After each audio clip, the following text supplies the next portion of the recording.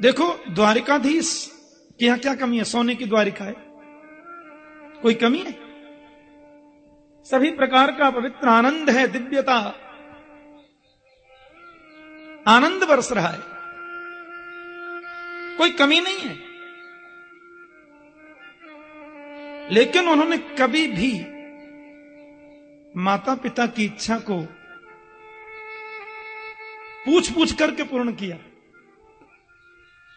अब कृष्ण बलराम तो दोनों जाते हैं माता पिता को प्रणाम करने प्रातः, और आज वो जैसे ही प्रणाम करने के लिए गए,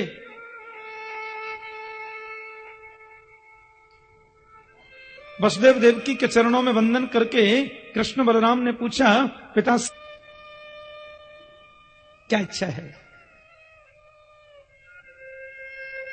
बोले बेटा, अब वो सूर्य ग्रहण के अवसर पर कुरुक्षेत्र में एक बहुत सुंदर यज्ञ हो, ऐसी अभिलाषा है।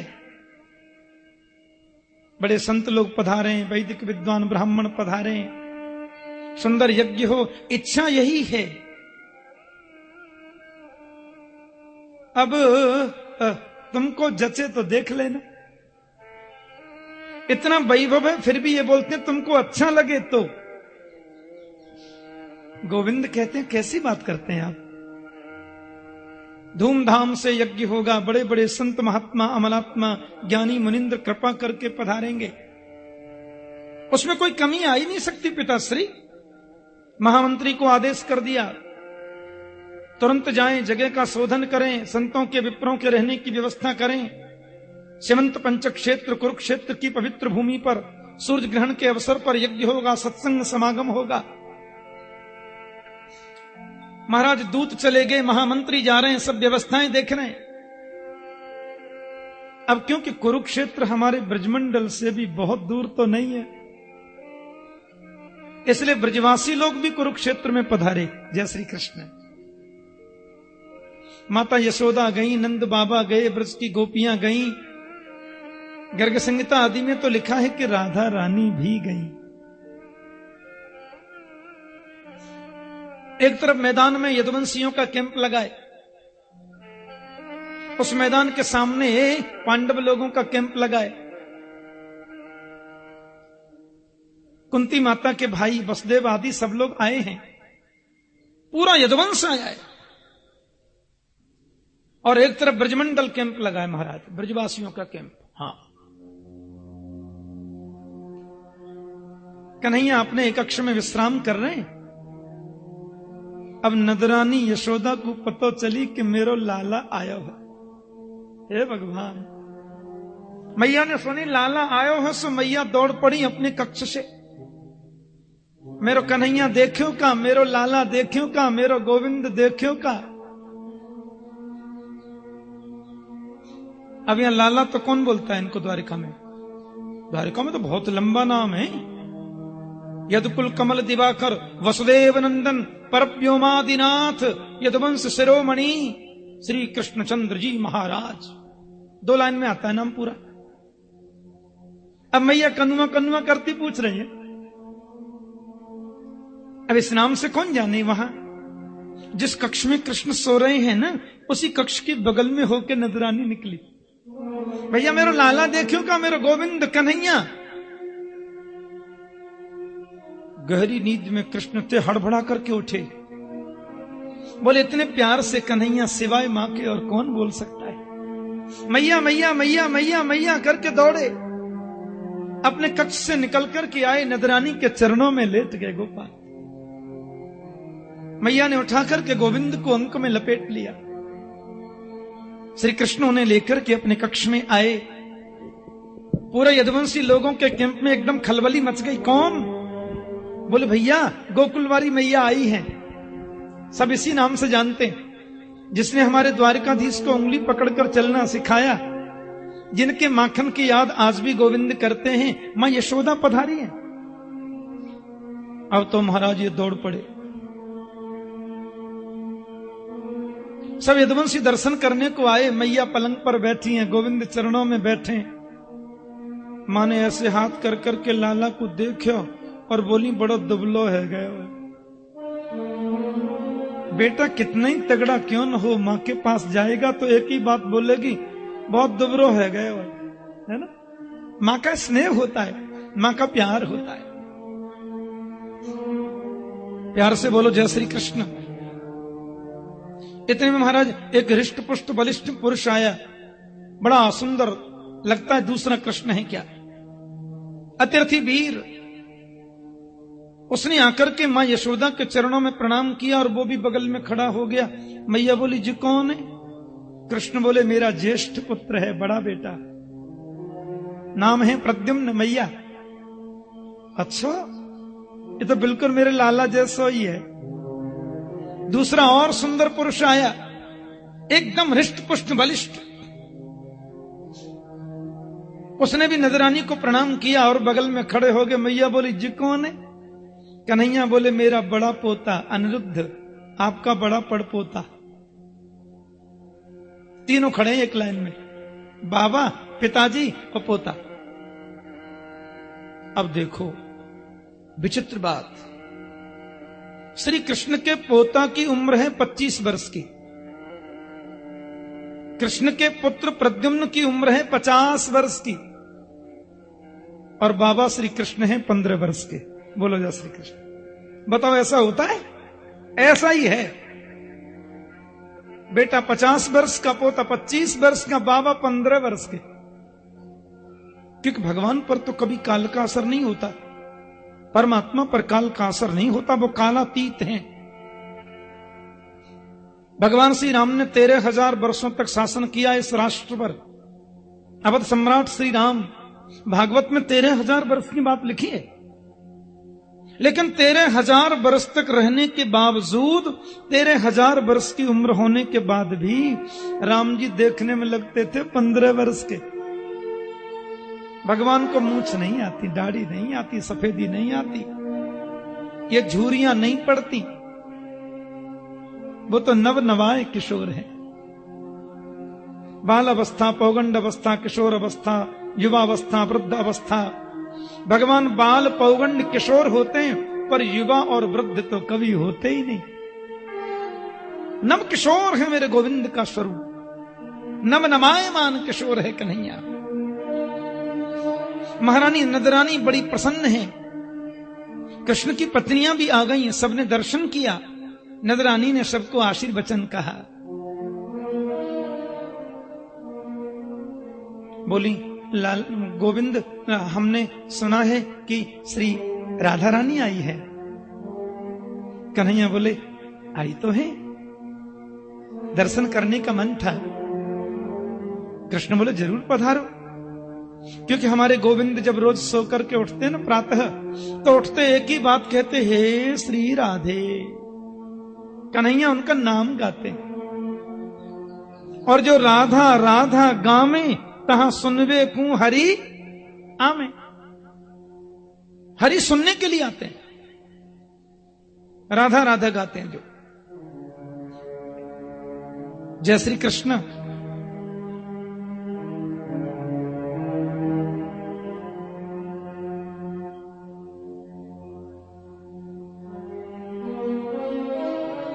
तो राधा रानी के दर्शन करने के लिए रुक्मिणी जी आई।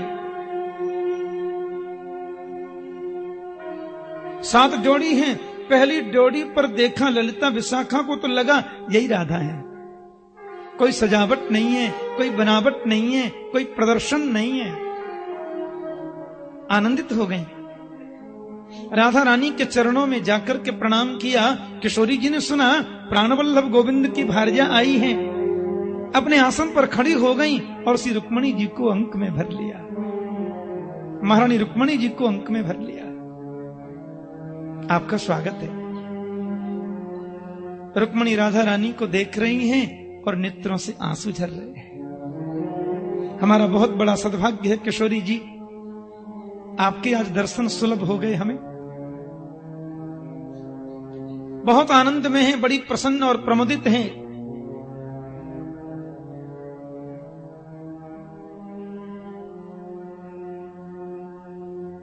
केवल कृष्ण चर्चा।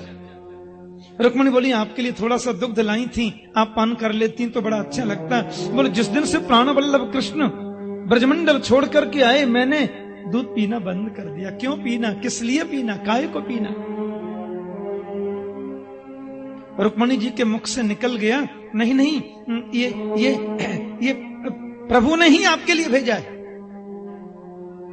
राधा रानी ने सुना गोविंद ने मेरे लिए दुग्ध भेजा, हाथ से पात्र लिया, मुख से लगाकर एक सांस में पी गई। यह भी नहीं देखा कितना गर्म है, कितना ठंडा है। करुणामयी कृष्ण प्रिया, यह देखा ही नहीं कि करुणामयी है कृष्ण प्रिया। प्यार से बोलो जय श्री कृष्ण।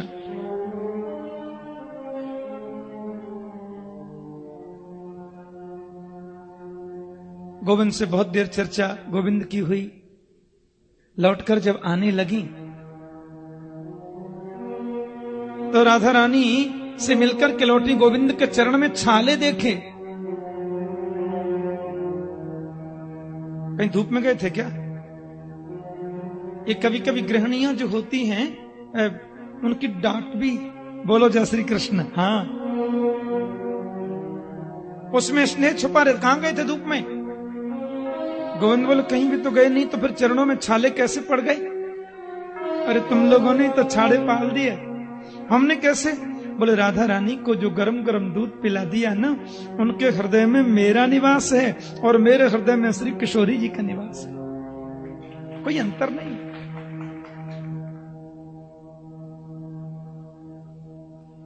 और वो आ गई महाराज। राधा रानी के चरणों में आकर के प्रणाम करके बोली, ऐसे ही भक्ति हमारी कृष्ण चरणों में हो जाए, ऐसा ही तादात्म्यपन्न हम कृष्ण के प्रति हो जाएं।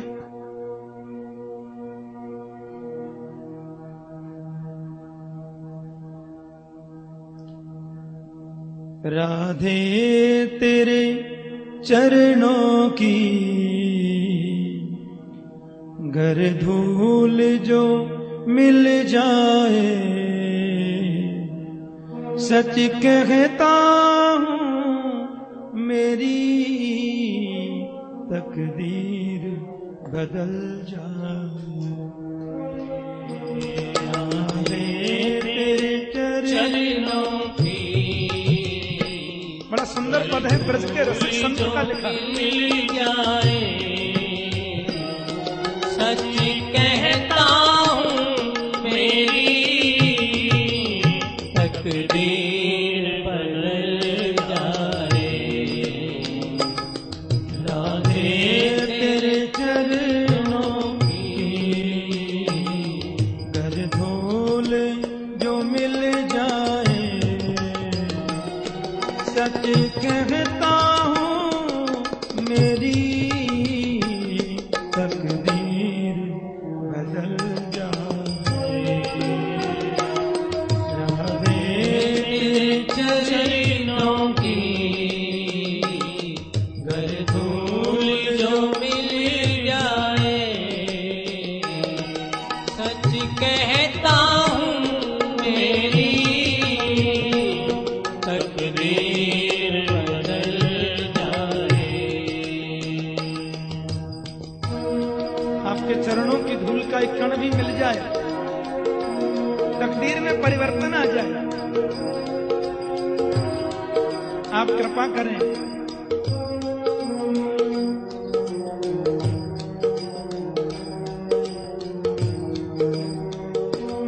सुनते हैं तेरी रहमत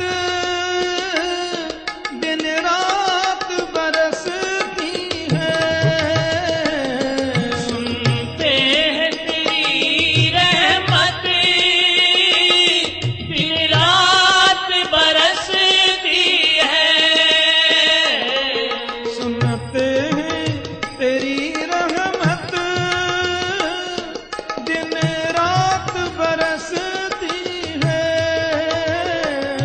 सुनते हैं तेरी रहमत दिन रात बरसती है। दिन रात बरसती है। एक बूंद जो मिल जाए, दिल की कली खिल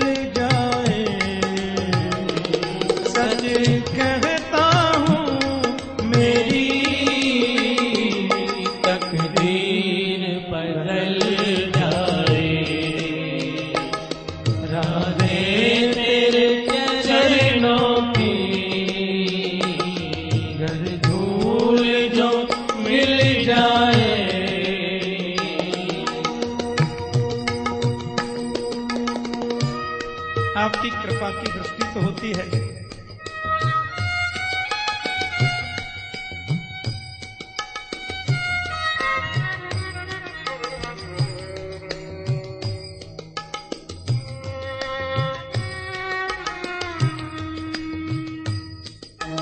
आपके कृपा के सागर के बूंद मिल जाए,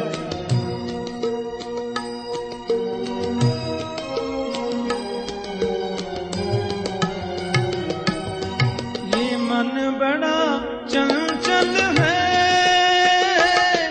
कैसे तेरा भजन करूं। ये मन बड़ा चंचल है,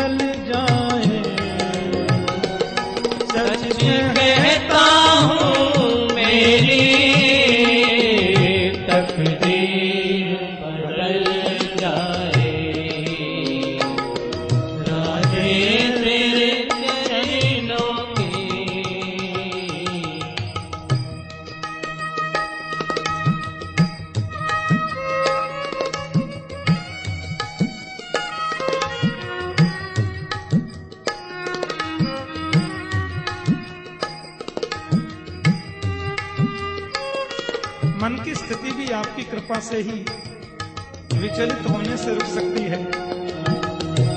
आप कृपा करें।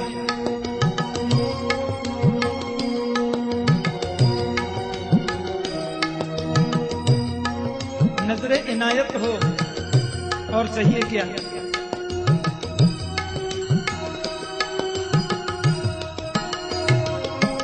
नजरों से गिराना ना,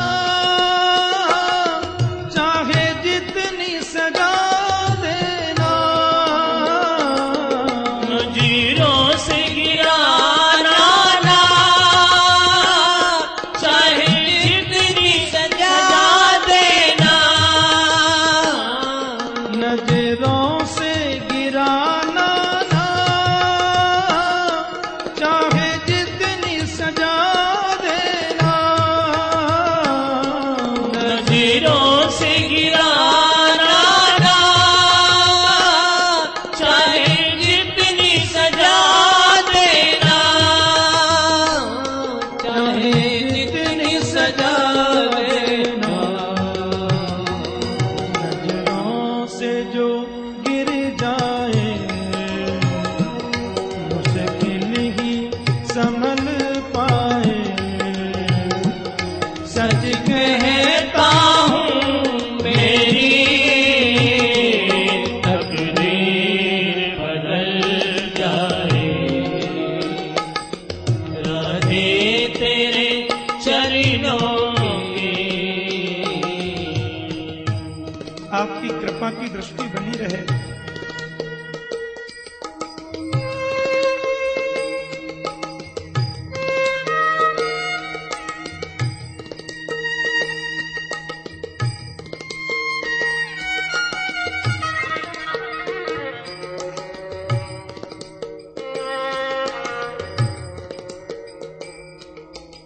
जीवन की अभिलाषा केवल एक है। अंतिम पंक्ति बड़ी सुंदर।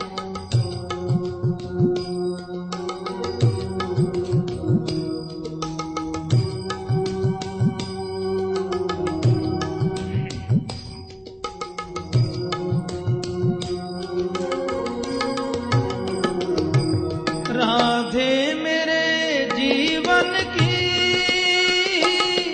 बस एक तमन्ना है।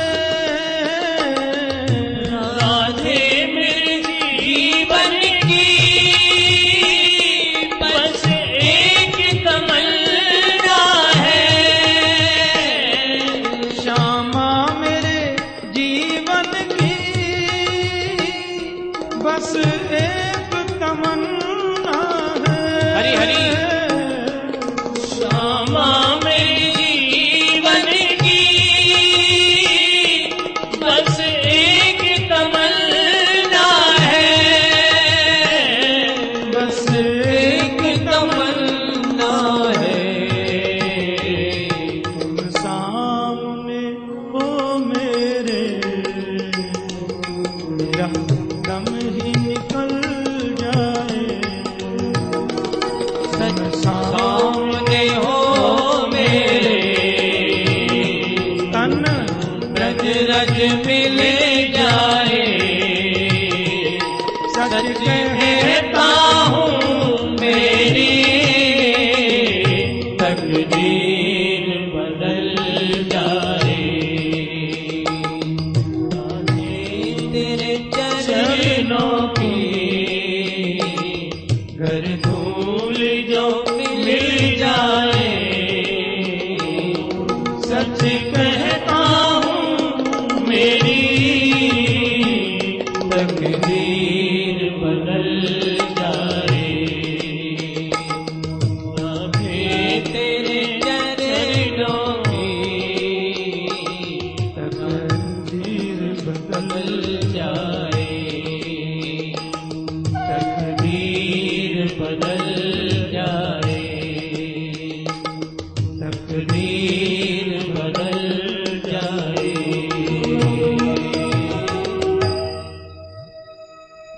किशोरी की कृपा हो जाए तो गोविंद दूर नहीं है। रुक्मणी आदि ने उनके चरणों में प्रणाम करके कहा, गोविंद चरणों की प्रीति उत्तरोत्तर बढ़े, ऐसा आप आशीर्वाद प्रदान कर दें। और किशोरी जी ने मानो हृदय की शुभकामनाएं दी हैं। और वही कृष्ण पत्नियां जब द्रौपदी से मिली तो संसार की चर्चा, विवाहों की चर्चा। और वे ही जब मिली राधा रानी से तो केवल गोविंद की चर्चा। गोविंद के अलावा और कोई चर्चा नहीं।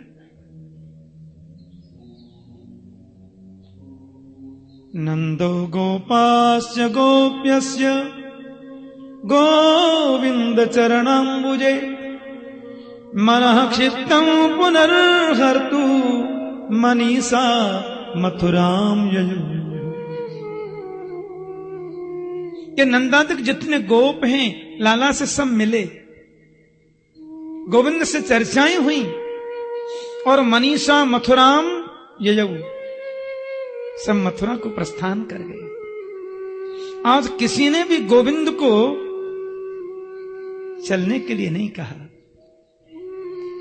आज किसी ने भी कन्हैया को वृंदावन चलने का आग्रह नहीं किया, क्योंकि वो जानते हैं कि जिसमें गोविंद की प्रसन्नता वही हमारी प्रसन्नता है, उसी में हमें आनंदित होना चाहिए। और सब चले गए। 100 वर्ष के बाद मिले थे ऐसा कहते हैं। 7 वर्षों के बाद उनका मिलना हुआ। हरि बोल। भावना ही उनकी। परीक्षित प्रभु के साथ में संबंध जोड़ो कि मैं हूं श्री भगवान का, मेरे श्री भगवान अनुभव यह करते चलो, तज ममता अभिमान। गोविंद मेरे हैं और मैं उनका हूं। और तुम कितने बड़े भाग्यवान हो परीक्षित कि श्री कृष्ण से तुम्हारे 3 संबंध है। पहला संबंध तो यह है कि तुम जीव हो और कृष्ण ईश्वर है। ईश्वर अंश, जीव अविनाशी। और दूसरा संबंध यह है कि कृष्ण ने ही तुम्हारी रक्षा की, इसलिए कृष्ण ने तुम्हारी रक्षा करी ना, तो नाम है तुम्हारा विष्णुरात। विष्णुना रातः दत्तः विष्णुरात। और तीसरा संबंध यह है राजन की तुम्हारी दादी जो थी वो कृष्ण की बहन ही थी, खास सुभद्रा कृष्ण की बहन। और फिर उस विवाह का वर्णन भी सुखदेव ने परीक्षित के कहने से कर दिया।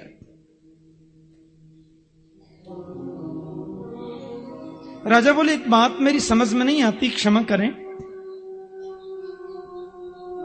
देवासुर मनुष्येषु ये भजन्ते शिवम शिवम प्रायस्ते धनिनो भोजा न तु लक्ष्म्या पतिम हरि। देवताओं में, मनुष्यों में और गंधर्वों में जो व्यक्ति शिव की उपासना करते हैं वो धनी ज्यादा होते हैं, क्यों? और जो नारायण की उपासना करते हैं वो निर्धन होते हैं, क्यों? क्षमा करना गुरुदेव, शंकर जी को तो अपने रहने को जगह नहीं है क्या? प्रेतावासेषु घोरेषु, भूत प्रेतों में वास करते हैं, श्मशान भूमि में रहते हैं। अरे अपने रहने को जिसको जगह नहीं है उसके भक्त का वैभव बढ़े, आश्चर्य है कि नहीं? और जिन नारायण के चरणों में माता लक्ष्मी का वास है उन नारायण के भक्त गरीब हों, ये बात कुछ गले नहीं उतरती। सुखदेव जी बोले राजन, पहले तो मन से इस भ्रम को निकाल दो कि नारायण और कृष्ण में कोई अंतर है। अंतर तो कभी हो ही नहीं सकता। नारायण और शिव में क्या अंतर है?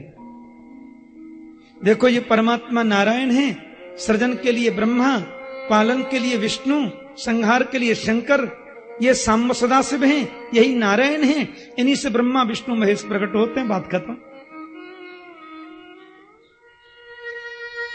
अंतर तो देखना ही नहीं चाहिए राजन। और नारायण के भक्त गरीब और शिव के भक्त अमीर, ये सब भी कोई महत्वपूर्ण बात नहीं है। वैसे हम लीला की दृष्टि से देखें तो दोनों के स्वभाव में थोड़ा अंतर परिलक्षित होता है। नारायण जो है उनका स्वभाव है यस्याहम् अनुगृह्णामि हरिष्ये तद्धनम शनैः ततो धनम त्यजन्त्यस्य स्वजनात् दुःख दुःखितम्। जिसके ऊपर मैं अनुग्रह करता हूं उसके धन को धीरे धीरे हरण कर लेता हूं, भगवान कह रहे, उसके धन का अपहरण कर लेता हूं। और धन हरण हो जाने के बाद में सगे संबंधियों से यदि सहायता मिलती है उसमें भी एक बार तो विघ्न पैदा कर ही देता हूं। सारी आपत्ति विपत्तियों से निकलने के बावजूद व्यक्ति घबरावे नहीं, अपने धैर्य का परिचय दे तो इतना धन देता हूं 1000 पीढ़ियों में भी वो धन कभी नष्ट नहीं होता। जय श्री कृष्ण। पहले तो थोड़ा ठोक पीट के देखते हैं, कच्चा है कि पक्का। और शिव जी, हे भगवान, इनकी तो पूछो ही मत भैया। ये तो आशुतोष हैं। हाँ, इसलिए इनकी लीला देखकर के कभी कभी भ्रम हो जाता है। एक आदमी शंकर जी को स्नान कराने के लिए गया तो देखा शिव जी ने लोटा फोटा फेंका। ये कैसा भगवान, चूहा नहीं भगा सकता, मुझे क्या बचाएगा? चनोरी इधर फेंकी, केला उधर फेंके, बेलपत्र ऊपर फेंका, लोटा अल्लितर फेंक दिया, भागा। ऐसे भी लोग होते। अब आया दूसरा भगत। दूसरा भगत शंकर जी को देखने आया तो चूहा बैठा है ऊपर। तो भगत ने कोई विचार ही नहीं किया, भोला बाबा है, चूहे को भी सिर पर ही बिठा लेता है। उसने चूहा हटा दिया, जल चढ़ा दिया, भोग लगा दिया, आरती करके चला गया, कोई फर्क ही नहीं पड़ा उस पर। तीसरा भगत जो आया उसने शिवजी पर चूहा बैठा देखा जो चनोरी खा रहा है। भगत ने लोटा अलग रख दिया जी, और रोबे से रोबे, रोबे से रोबे। हे भोलेनाथ, अब तक तो नाम ही सुनाता, पर आज देख रहा हूं आप भोले हो। आप सोचते हो चूहा भी तो मेरा है। आप तो सबको गले लगाते हो, सबके साथ में रहते हो, श्मशान भूमि पर रहते हो। दुनिया जिसको घर से निकाल दे वो श्मशान भूमि पे आ जाए, आप कहते हो यहीं विश्राम करो, तुम्हें यहां कोई तकलीफ नहीं है? आप कितने करुणा के सागर हो प्रभु। वो भगत तो रोवे सो रोवे, पूजा करना ही भूल गया, शिव की करुणा देख के रोता है। इतने कृपालु हैं भोलेनाथ, इतने दया के सागर हैं, ये मत पूछो।